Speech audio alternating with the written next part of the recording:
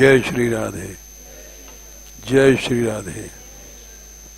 हमको बड़ा दुख है कि हम 15 मिनट लेट हैं,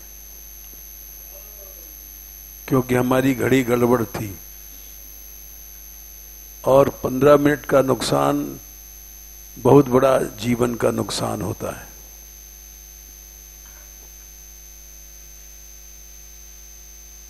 ये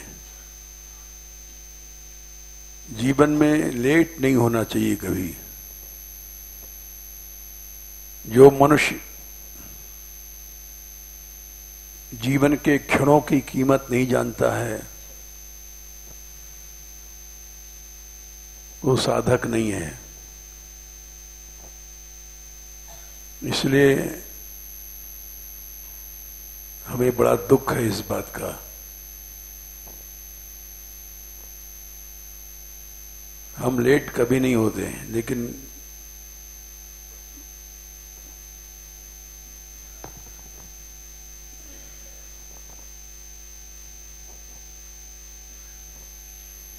प्रसंग चल रहा है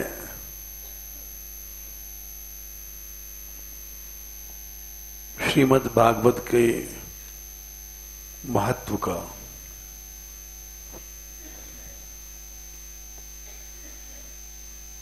ये प्रसंग इसलिए भी लिया गया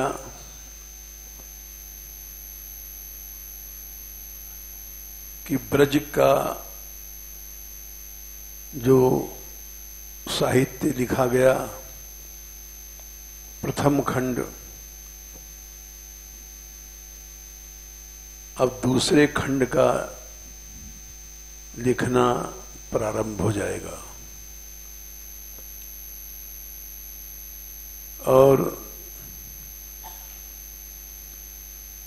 उसका प्रारंभ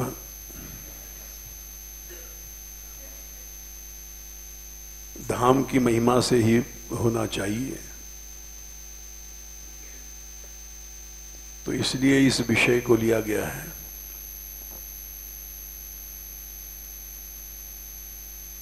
जो आवश्यक चीजें हैं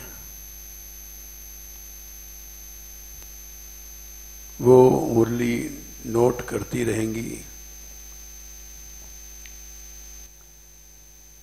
क्योंकि दूसरे खंड में नवीनता भी चाहिए।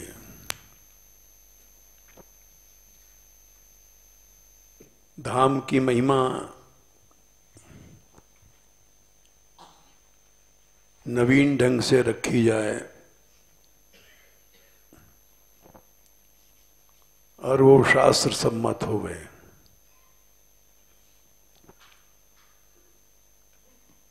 इसीलिए श्रीमद् भागवत की महिमा शुरू की गई, क्योंकि श्रीमद् भागवत का प्राण है ब्रज। जिसने ब्रज की महिमा नहीं जानी भागवत को नहीं जान पाया।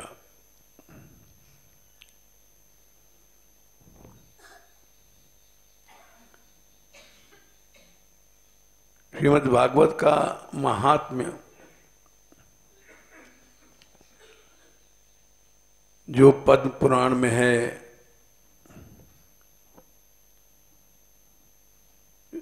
उसको लोग कहते हैं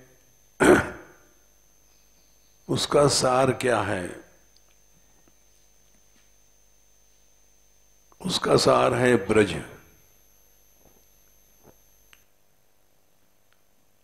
और जो उस महात्म्य को नहीं समझा, भागवत नहीं समझा,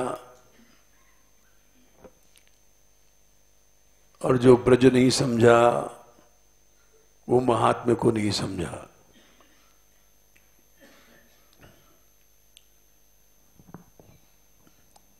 सबसे पहले ये जानना चाहिए कि भगवान क्या चाहते हैं।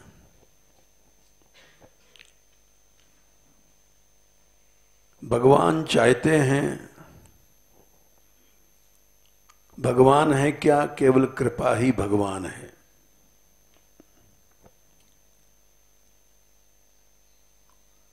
और इसी इनके लिए उनका स्वरूप कृपामय है।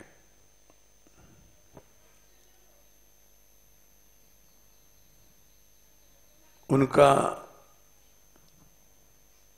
उपदेश, उनका आचरण, उनकी लीला,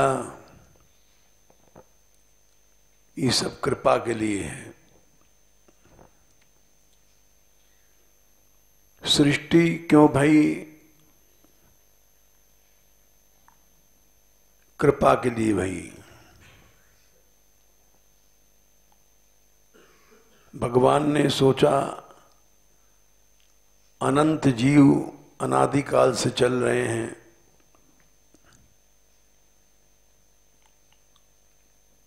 ये कष्ट पा रहे हैं,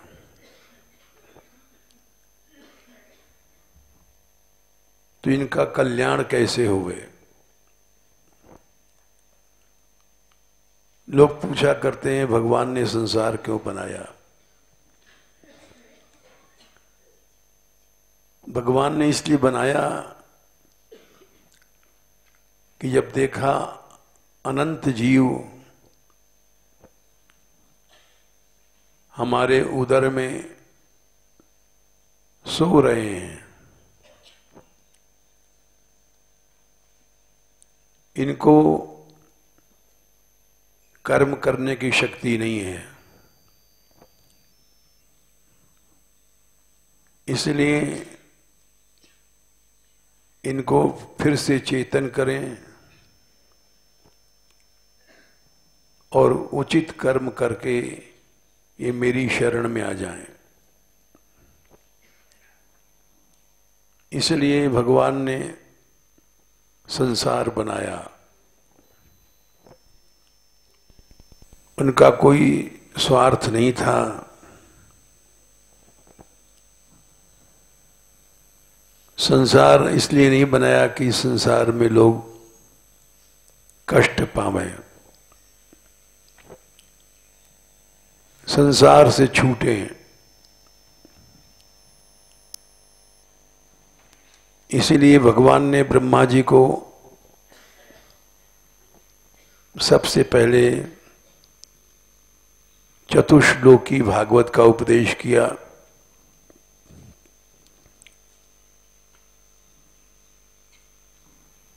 कि भागवत धर्म से ही कल्याण हो सकता है।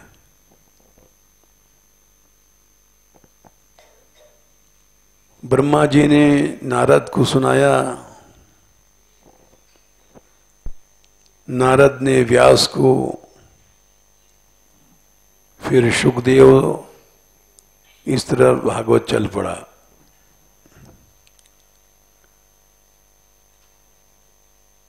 संकर्षण ने सनत कुमार को सुनाया, उधर दूसरी परंपरा है। और सनत कुमार ने सांख्यायन को, फिर पराशर को, फिर मैत्रेय को, सभी तरफ से भागवत का धर्म का प्रयत्न किया गया।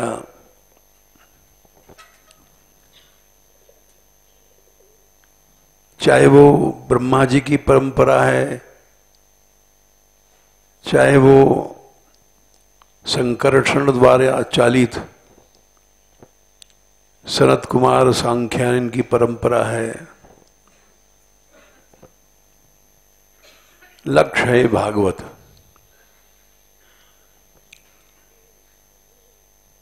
भागवत धर्म में केवल भगवान ही सब कुछ हैं, भगवान की शरणागति सब कुछ है। जीव का कर्तव्य यही है कि भगवान की शरण में चला जाए।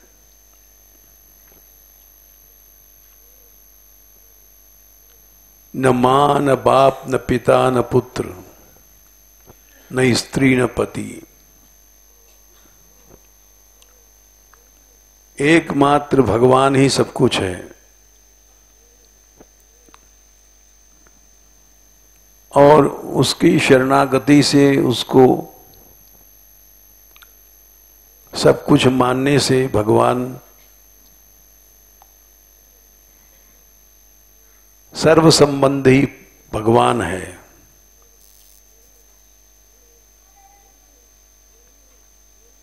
न करहिचिन मत्परा शांत रूपे नंक्षन्ति। तीसरे स्कंद में स्वयं भगवान ने कहा, नो में अनिमेषो लेढ़ी हेति, काल कभी चाट नहीं सकता। यदि मनुष्य येषाम् अहम प्रिय आत्मा सुतश्च सखा गुरु सुहृदयो दैवमिष्टम,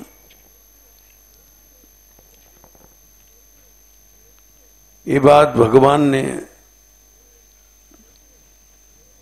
तीसरे स्कंद में 25वें अध्याय में 38वें श्लोक में कही है।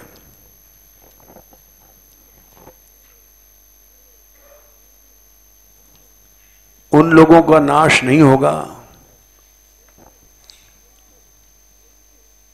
वे कभी नष्ट नहीं होंगे, और न उनको अनिमिष माने काल, जो हेति माने चक्र है, हथियार है, वो कभी चाट नहीं सकेगा। जिनका मैं ही प्रिय हूं, मैं ही आत्मा स्वरूप हूं, मैं ही बेटा हूं, मैं ही सखा हूं, मैं ही गुरु हूं, मैं ही सुहृद हूं, मैं ही दैव हूं, मैं ही इष्ट हूं। सब संबंध कट गए संसार के। मां है तो भगवान, पिता है तो भगवान, गुरु है तो भगवान। यद्यपि सांप्रदायिक लोग गुरु को आवश्यक मानते हैं, और ठीक भी है, लेकिन गुरु में गड़बड़ी यह है कि अगर गुरु सदगुरु नहीं है तो शिष्य का नाश हो जाता है। इसीलिए सिखों में 10 गुरु के बाद कोई चौथा गुरु, 11वां गुरु नहीं माना गया।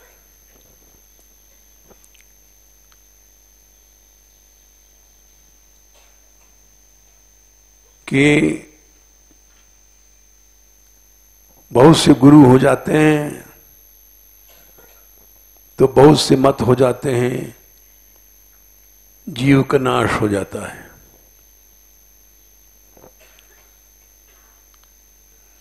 गुरु पित मातु न जानऊ काऊ, लक्ष्मण जी ने कहा मैं जानता ही नहीं गुरु क्या होता है। सरल स्वभाव नाथ पति आऊ, स्वयं राम जी ने कहा गुरु पितु मातु बंधु पति देवा, सब मोह कह जानहि दृढ़ सेवा। भगवान ने कहा है गुरु मैं हूं, पिता मैं हूं, मां मैं हूं, पति मैं हूं, देव मैं हूं, सब कुछ मैं हूं। क्योंकि कभी कभी पिता भी भगवत भक्त नहीं है तो वो भगवत धर्म से हटा देता है। मां है वो भगवत भक्ता नहीं है तो बेटे को भागवत शरणागति से हटा देगी। पति है वो भक्त नहीं है तो वो भी अपनी स्त्री को हटा देगा। गुरु पितु मातु बंधु पति देवा, इसलिए सब झगड़े छोड़ो, सब मोहि कह जानहि दृढ़ सेवा। सब मुझे मान लो, गुरु भी मान लो, माता भी मान लो, पिता भी मान लो। ये स्वयं भगवान ने कहा है, राम जी ने।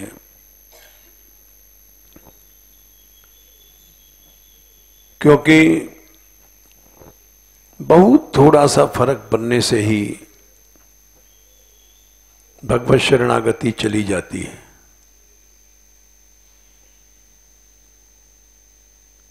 और इसी बात को फिर शंकर जी ने कहा देवी पार्वती से,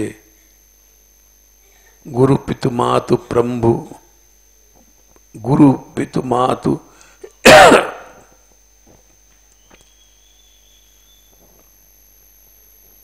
बंधु प्रभु माही। और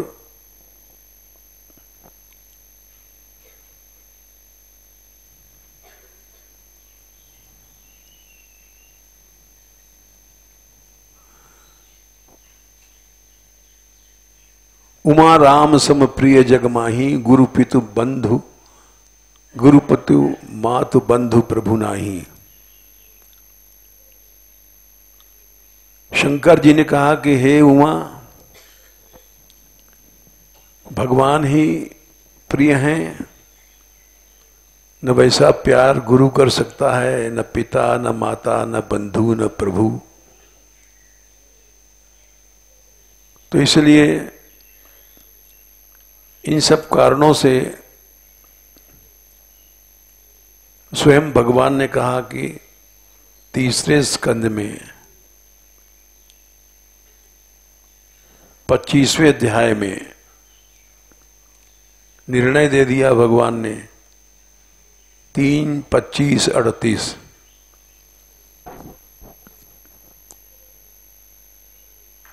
कि श्याम हम प्रिय आत्मा सुतश्च सखा गुरु सूर्यो दैवमिष्टम।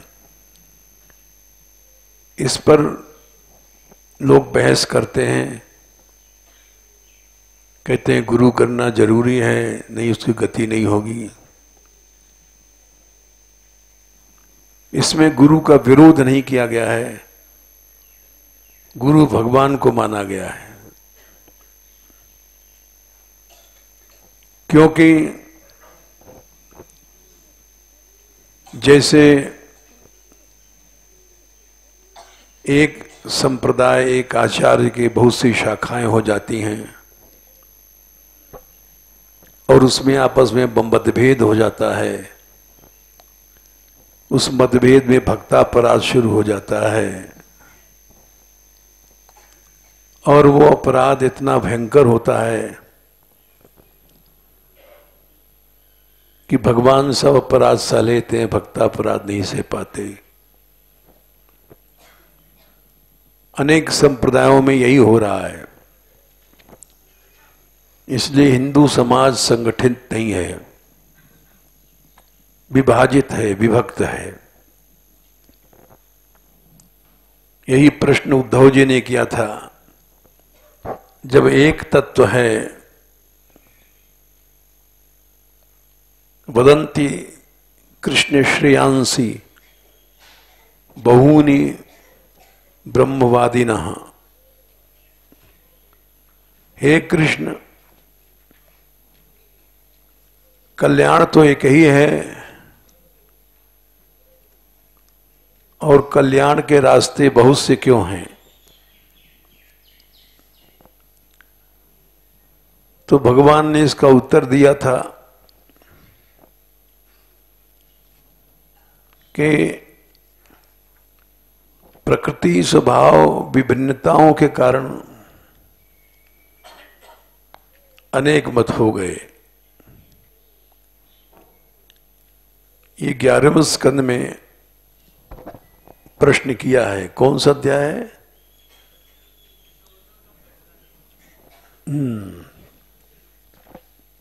ठीक है, 11, 14, 1। यही समस्या उद्धव ने रखी कि श्रेय ब्रह्मवादी लोग बहुत सी बताते हैं। श्रेय माने कल्याण का साधन, तो उनमें एक ही है मुख्य, कि सभी मुख्य हैं। तब भगवान ने उत्तर शुरू किया है। प्रलय में सब वाणी नष्ट हो जाती है, तो मैंने ही ब्रह्मा को उपदेश किया। भगवान बोले, उन्होंने मनु को भृगु, अंगिरा इत्यादि पीछे 7 प्रजापतियों ने, फिर इन महर्षियों की संतान भय देवता, दानव आदि, ये सब उपदेश चलता रहा। सबका स्वभाव अलग अलग होने से वो अनेक मार्ग बन गए। इसलिए अनेक कल्याण के साधन बन गए। ये भगवान ने कहा है।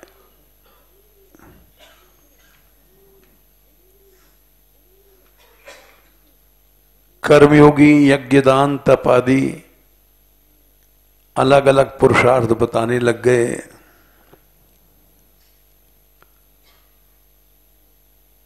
लेकिन सब में मैं ही स्फुरित होता हूं, और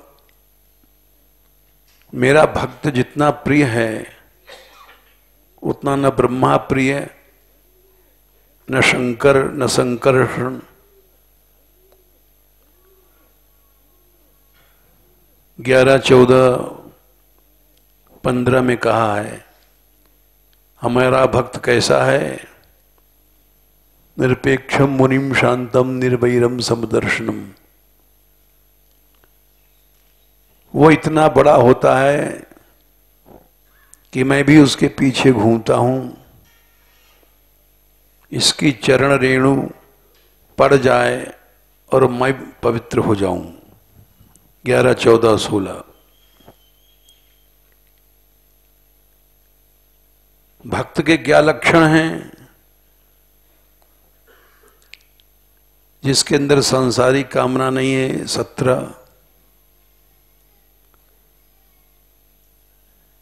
इस बात को उन्होंने शुद्ध भक्ति ही एकमात्र जीव का कर्तव्य है।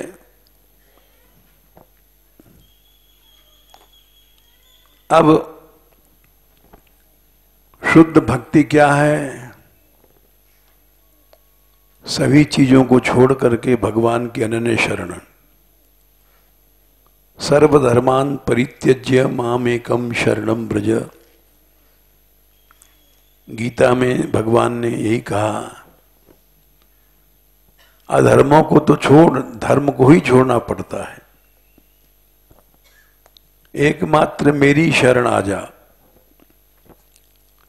मैं तुझे सब पापों से छुड़ा दूंगा। ये सब वेद पुराण आदि का सार है। अनन्य शरणागति। अब अनन्य शरणागति ही भागवत का लक्ष्य है। अनन्य शरणागति नहीं है तो भागवत का ज्ञान नहीं है। इसी बात को पहले कहा गया, सबई पुंसाम परो धर्मो यतो भक्ति रथोक्षजे। भगवान में भक्ति हो जाए, वही सबसे बड़ा धर्म है।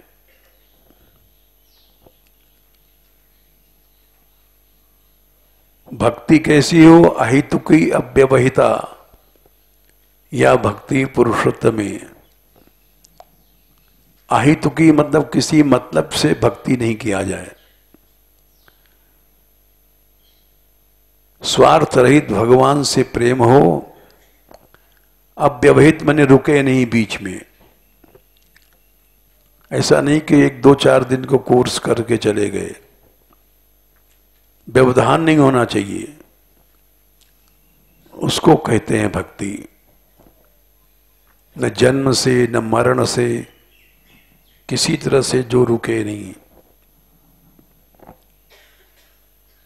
तो ऐसा भगवान से संबंध या प्रेम हो जाना ही मुख्य है। संसार में कहीं भी प्रेम न रहे, कहीं भी संबंध न रहे, एकमात्र भगवान ही सब कुछ है। उसी को त्वमेव माता च पिता त्वमेव इत्यादि शब्दों में व्यक्त किया गया कि तुम ही माता हो, तुम ही पिता हो, तुम ही बंधु हो, तुम ही पति हो, तुम ही सब कुछ हो। त्वमेव सर्वम मम देव देव। कोई संबंध हमारा नहीं रहा संसार का। जितने संबंध हैं ये जीव को भगवान से अलग कर देते हैं। उसी को अनन्य भक्ति कहते हैं। तात मात गुरु सखा तो सब विधि हिति हितु मेरो। या मीरा ने कहा तात मात भ्रात बंधु आपनो न कोई। ये है भक्ति। संप्रदायों में बहुत से लोग चिढ़ते हैं, मीरा का नाम लेके जाओ तो चिढ़ जाएंगे। ये सब भेद बुद्धि है। ये भेद बुद्धि हम लोग फैलाते हैं। जो गुरु बन जाते हैं और संकीर्ण हैं, संकीर्ण रहते हैं और संकीर्णता सिखाते हैं शिष्यों को। इसीलिए आज हिंदू समाज का नाश हो रहा है। मूल बात यह है, भगवान की शरण अनन्य। अनन्य शरण माने नाम रूप गुण लीला जन धाम धामी। थोड़े में भगवान का नाम अनन्य हो जाना, नाम के प्रति भगवान का रूप अनन्य हो जाना, लीला में अनन्य हो गया, जन भक्तों में अनन्य हो गया, धाम में अनन्य हो गया। और धामी जो धाम का मुख्य है, आपाद्य है, उसमें अनन्य हो गए। किसी में अनन्य हो गए तो बस शरणागति हो गई। सबसे सरल वृंदावन के रसिकों ने धाम को माना है, क्योंकि नाम अखंड रूप से ले नहीं सकता जीव। सो जाएगा, उस समय मन इंद्रियां सब शांत रहती हैं। रूप भी चिंतन अनन्य नहीं हो सकता। जब सो जाता है तो मन भी सो जाता है। लीला भी अनन्य रूप से गा नहीं सकता, क्योंकि मन ही सबका आधार है। जब मन सुषुप्ति में हो गया तो न नाम रहेगा, न रूप रहेगा, न लीला, न जन की सेवा कर सकता है। जब जागेगा जब करेगा। लेकिन धाम के प्रति अनन्य हो सकता है। धाम में रहेगा, सोएगा, खाएगा, पिएगा। सबसे सरल नाम को, धाम को माना है।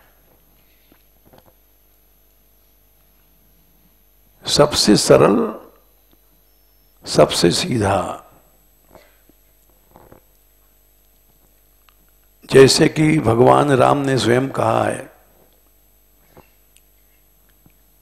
यद्यपि सब वैकुंठ बखाना, उत्तर कांड के शुरू में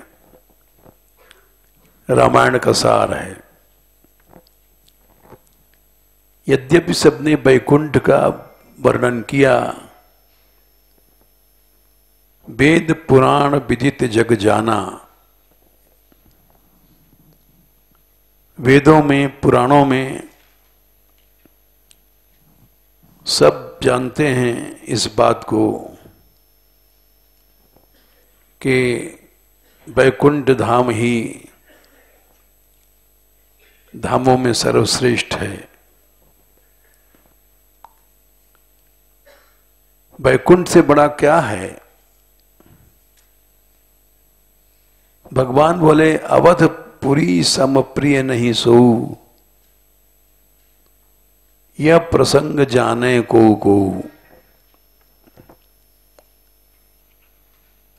अवधपुरी, ये रामायण इसलिए हम ले रहे हैं कि हिंदी सब जानते हैं। हमारे यहां धाम ब्रज भाव समझ लो। अहो मधुपुरी रम्या वैकुंठाच्य गरीयसी। मधुपुरी इन ब्रज भूमि, ये वैकुंठ से बड़ी है। वही बात वहां भी कह रहे हैं भगवान स्वयं अपने मुख से कि अवधपुरी के समान वैकुंठ भी नहीं है। बोले क्यों? ये अवधपुरी तो मृत्युलोक में है, वैकुंठ मृत्युलोक से ऊपर है, तो उससे बड़ा ये कैसे हो जाएगा? बोले इसलिए हो जाएगा कि जन्मभूमि मम पुरी सुहावनी, ये मेरी जन्मभूमि है, मेरी अवतार लीला होती है। जन्मभूमि मम पुरी सुहावनी, उत्तर दिशि सरजू वह पावन। इसमें ये उत्तर कांड में चौथा दोहा है। ये यहां से सिद्धांत हम निकाल रहे हैं, क्योंकि सिद्धांत ही ब्रज में ही चलेगा। इस दृष्टि से और जन्मभूमि मने अवतार लीला। अवतार में जन्मभूमि मम पुरी सुहावनी, उत्तर दिशि सरजू वह पावनी। अवधपुरी सम प्रिय नहीं सोऊ, यह प्रसंग जाने को। ये कोई कोई जानता है, लेकिन बहुत कठिन है धाम की महिमा जानना। क्योंकि धाम जैसे भगवान का अवतार होता है, वैसे धाम का अवतार होता है। अवतरण माने नीचे आना। नित्य धाम नीचे आया और इस संसार में उसने अवतार लिया। जब भगवान आए तो नित्य धाम भी आया। इसका प्रमाण है गर्ग संहिता में गोलों के हरणा ज्ञप्ता, भगवान ने आज्ञा दिया कालिंदीम सरिताम वरा कि तुम नीचे जाओ, अवतार लो। वेद नाग क्रोश भूमि, वहां पर आया है कि वेद माने 4, नाग माने 8 है, यानी 84 कोस की भूमि भगवान ने प्रेषया मास भूपरी भेजा। ये अवतार हुआ धाम का। और इसीलिए ये साक्षात भगवान है। भगवान बोले कि मुझे धाम प्यारा है सबसे ज्यादा। अवधपुरी संप्रिय नहीं सो, यह प्रसंग जाने को।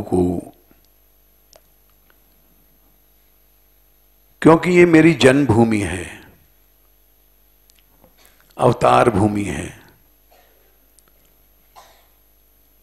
और इसकी विशेषता यही है कि बिना मेहनत के जीव भगवान के पास पहुंच जाए, इसलिए भगवान को प्यारी है। यहाँ की नदियां, यहाँ के पर्वत, यहाँ की लताएं, यहाँ के पताएं।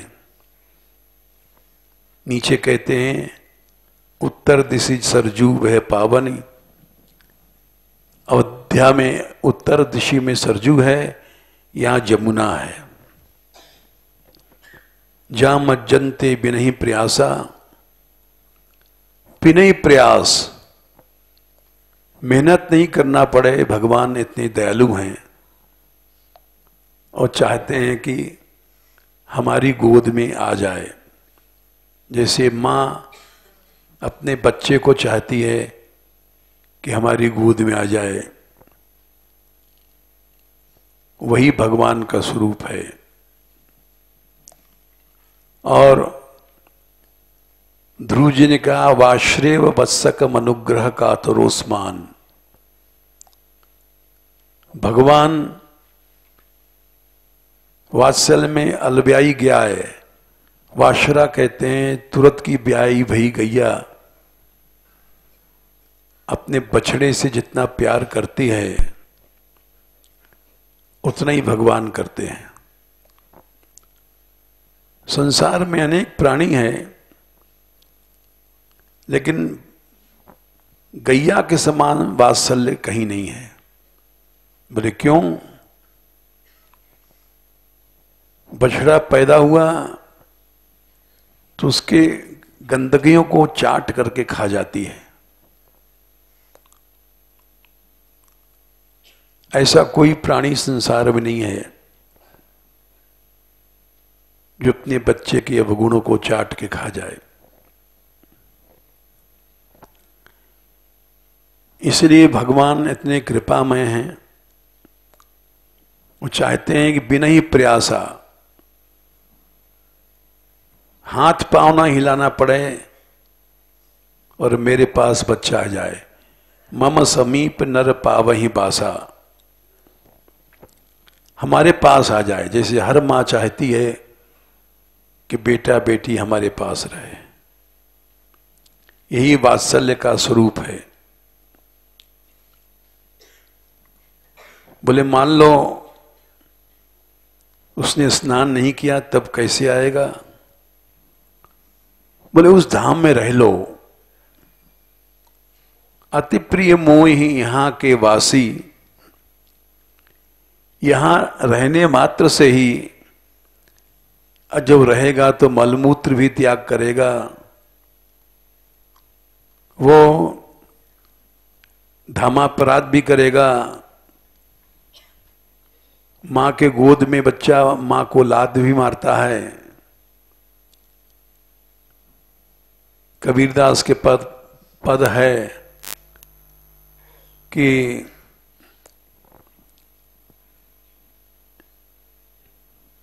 हाँ, जननी क्या है, हरि जननी और सुत अपराध करे दिन केते, जननी के चित रहाई न तेते। बेटा अपराध करता है, मां की गोद में टट्टी करता है, बल्कि लात मारता है। जब दूध पिलाती है मां तो लात मारता है। लात खा करके भी वो कर गई केश परे करे पद घाता, जरा सा बड़ा हुआ तो मां की चोटी पकड़ करके पांव मारता है, दूध नहीं पिलाती है। तऊन हेत उतारई माता, बेटा लात मार रहा है और फिर भी दूध पिलाती है। तो इसलिए यहां धाम में जो रहेगा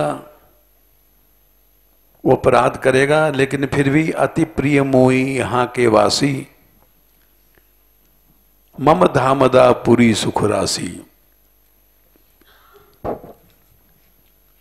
यहां के रहने वाले अवश्य एक दिन पहुंच जाएंगे धाम में, नित्य धाम में। इसीलिए धाम का अवतार हुआ है।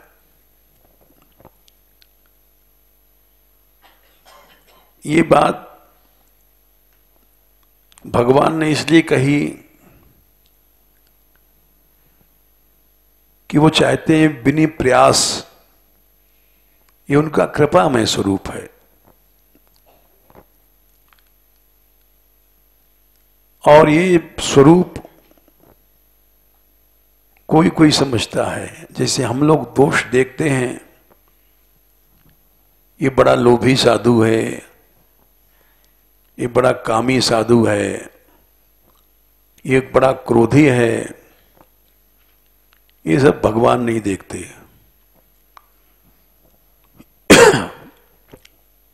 वो सिर्फ एक बात देखते हैं कि इसने भक्तापराध तो नहीं किया, ये जरूर देखते हैं। सुन सुरेश उपदेश हमारा, सुन सुरेश रघुनाथ स्वभाऊ, निज अपराध रिसायन काहू, जे अपराध भक्त कर करही, राम रोष पावक तेज रही। जैसे आजकल प्रसंग चल रहा है, कोई कहता है जेल में है आसाराम जी, कोई कहता है कुछ है, अभियोग लगाए गए। ये सब अभियोग हैं सही, तो भी इनका कोई महत्व नहीं है, क्योंकि भगवान बड़ा दयालु है। कोई भोगी है तो भगवान ये नहीं सोचते। अगर उसने भक्तापराध किया तो उसको भगवान अवश्य ध्यान देते हैं। जे अपराध भक्त कर करही, तब राम रोष पावक तेज रही। तब अवश्य भगवान को क्रोध होता है। तो इसलिए भगवान तो इतना कृपामय है कि वो भक्तों के दोष देखते ही नहीं, चाहता है कि हमारे पास सब आ जाएं। बिना ही प्रयास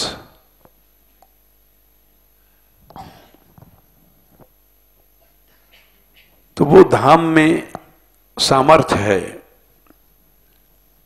इसलिए धाम निष्ठा सबसे सरल है, लेकिन हम लोग दूषित कर देते हैं कि तुम धामापराधी हो, फलाने हो, ये हो। तुम धामोपासक बनो। धामोपासक बनना चाहिए। कैसे? धाम के सब वस्तुओं से प्रेम करो।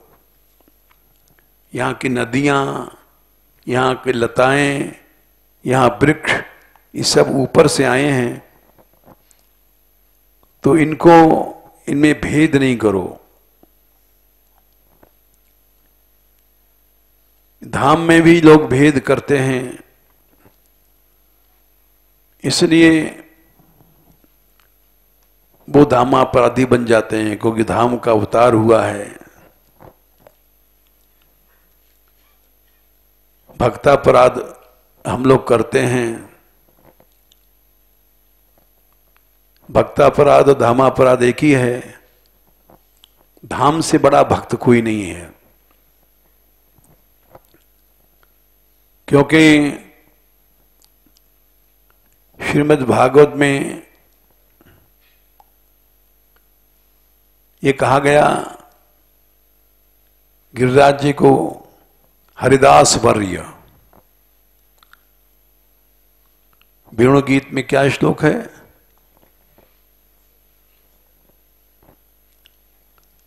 कि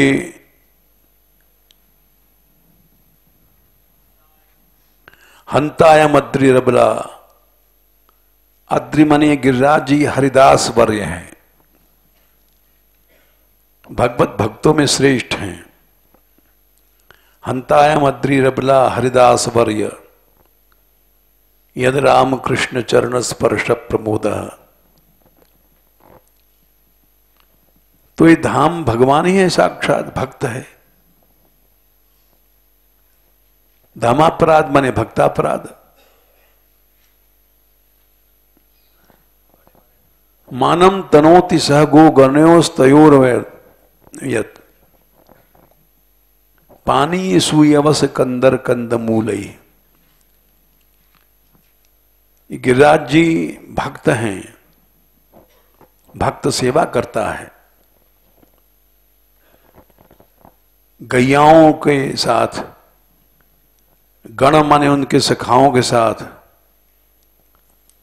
पानी देते हैं, यबस घास देते हैं गैयाओं को, कंदमूल फल देते हैं, कंदराएं देते हैं रहने की। भक्त सेवा करता है भगवान की। तो ये धाम सबसे बड़ा भक्त है भगवान का। तो अगर तुम भक्तापराध करोगे तब भगवान की कृपा से हीन हो जाओगे। राम रूष पावक तेज रही। कंस आदि ने यही तो किया था, ब्रज का नाश चाहा, असुरों को भेजा, दावानल आदि को। तो भक्तापराध के कारण भगवान के क्रोध पात्र बने। नहीं तो जितने धाम में रहते हैं भगवान उनके अपराधों को नहीं सोचते।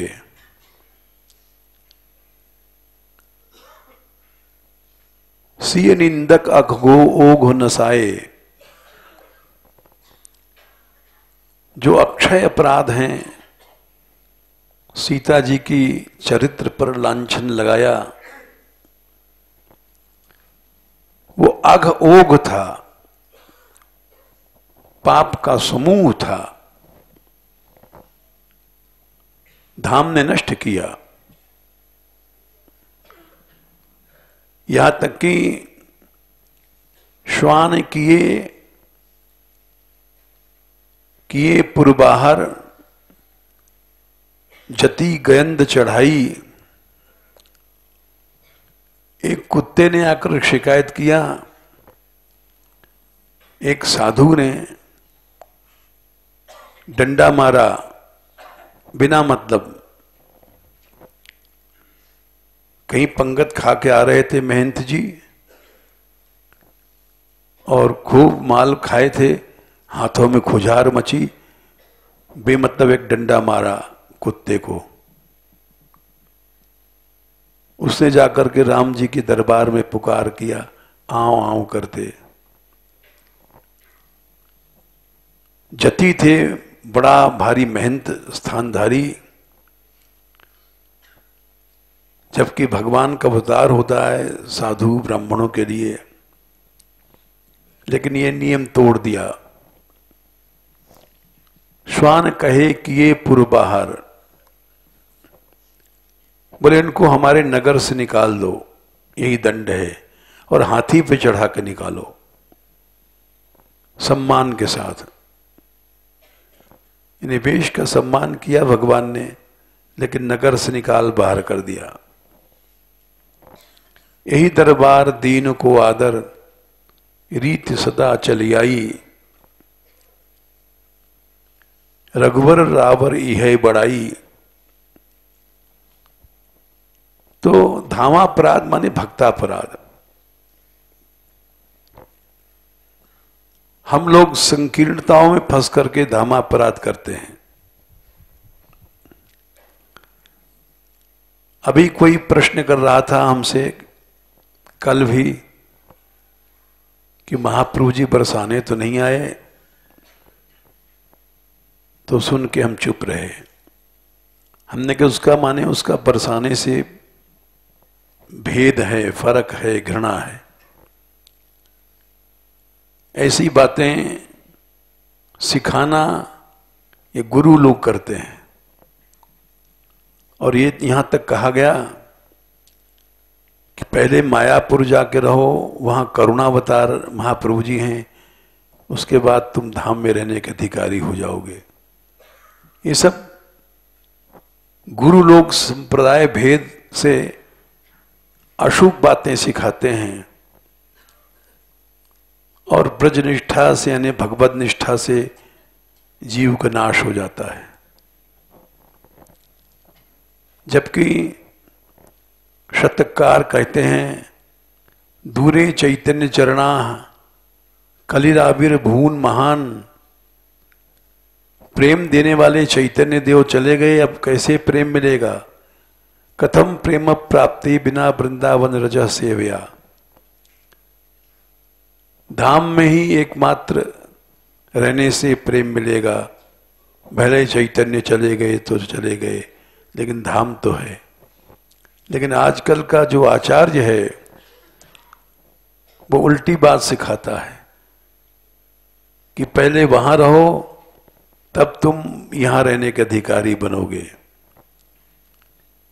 तो ये सब बातें क्यों हैं? क्योंकि हम जैसे लोग गुरु बन जाते हैं, संकीर्ण बुद्धि के हैं, और इस तरह से भक्तापराध करते हैं, कराते हैं, जो भगवान से अलग कर देती बातें। अनन्य शरणागति नहीं रख पाते। इस भागवत का लक्ष्य यही है कि जीव भगवान के धाम में शरण मिले। जैसे अभी 5 मिनट और है। भागवत का लक्ष्य क्या है? भागवत का लक्ष्य है धाम। धामना स्वेदन सदा निरस्त को हुक्म। पहला श्लोक है धाम। कुछ लोग धाम माने तेज लगाते हैं। ये धाम ही तो उनका तेज है। ये धाम आज भी कल युग को निरस्त कर रहा है। तुम भेद बुद्धि भगवत धाम और भगवत तेज में भेद बुद्धि क्यों करते हो? भगवान का धाम धामी एक ही है, लेकिन ये हठवाद, हठ करते हैं लोग। बोले इसका प्रमाण है, देखो भक्ति देवी स्वयं कह रही हैं मुझ बुढ़ी हो गई, लेकिन वृंदावनम पुनः प्राप्य नवीनेव स्वरूपिणी। पहले अध्याय महात्म्य में 50वें श्लोक में स्वयं भक्ति कह रही हैं, मैं बूढ़ी हो गई थी, वृंदावन को प्राप्त करके नवीन मने नौजवान बन गई हूं। जाता हम युवती सम्यक प्रेष्ठ रूपा तु सांप्रतम। रूप मेरा सुंदर बन गया जवानी का। ये धाम की महिमा है। यही बात फिर आगे नारद जी कहते हैं 1/61 में, वृंदावन से संयोगात पुनस्त्वम तरुणी नवा। अरे भक्ति, तू वृंदावन को प्राप्त कर फिर से जवान बन गई। धन्यम वृंदावनम तेन भक्ति नृत्यति यत्र च। तो ये धाम ही तो लक्ष्य हुआ, और संप्रदाय वाले धाम में भेद पैदा करा देते हैं क्योंकि संकीर्ण है उनके दिमाग। संकीर्णता से अपराध होता है। इसलिए धाम ही लक्ष्य है, सबसे सरल और वैकुंठ से भी बड़ा, नित्य धाम से भी बड़ा। उस पृथ्वी पर जिस पर धाम का अवतार हुआ है, उसकी महिमा लोग जाने,